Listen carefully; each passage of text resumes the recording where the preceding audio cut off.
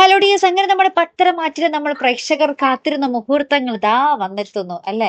ഇത്രയും ദിവസം നമ്മൾ കട്ട വെയിറ്റിംഗ് ആയിരുന്നു. എന്നാൽ ദാ ആ ഒരു നിമിഷങ്ങളൊക്കെ അടുത്തെത്തി എന്ന് വേണമെന്ന് പറയാം. എന്തായാലും അധികം നീട്ടാതെ ഒരു നിമിഷങ്ങൾ നമ്മുടെ മുന്നിൽ എത്തിച്ചാൽ മതിയായിരുന്നു. എന്തായാലും ഇന്നത്തെ പ്രൊമോയിൽ നമ്മുടെ നയനെ നമ്മുടെ ആദർശ് എങ്ങനെയൊക്കെയോ സമ്മതിപ്പിക്കുന്നുണ്ട് ആ ഒരു ഫംഗ്ഷന് പങ്കെടുപ്പിക്കാൻ വേണ്ടിയിട്ടോ. ശേഷം നമ്മുടെ നയൻ ആ ഒരു ഫംഗ്ഷന്റെ ആ ഒരു സ്ഥലത്ത് എത്തിച്ചേരുന്നുണ്ട്. അവിടെ ചെല്ലുമ്പോൾ ഭയങ്കര സ്വീകരണമൊക്കെ ആട്ടോ ലഭിക്കുന്നത് നമ്മുടെ നയനയ്ക്ക്.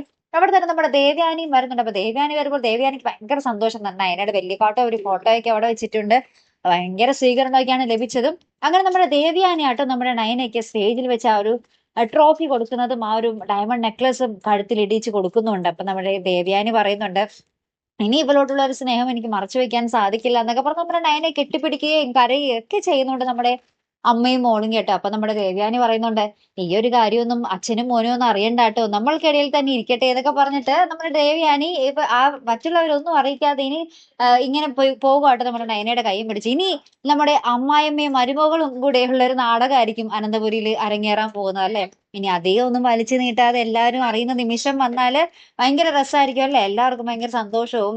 അപ്പൊ ഇതിനെതിരെയൊക്കെ നമ്മുടെ ജാനകിയും നമ്മുടെ ജലജയൊക്കെ കുറെ കിടന്ന് അപ്പൊ പതിവ് പോലെ എന്തെങ്കിലുമൊക്കെ പ്രശ്നം ഉണ്ടാക്കും. പക്ഷെ അതൊന്നും കണക്കാക്കാതിരുന്നാൽ അത്രയോ നല്ലതല്ലേ. അപ്പൊ എന്തായാലും നമുക്ക് കാത്തിരുന്ന് തന്നെ കാണും. അപ്പൊ അടുത്തൊരു വീഡിയോയുമായി വരുന്നത് വരയ്ക്കും ഗുഡ് ബൈ.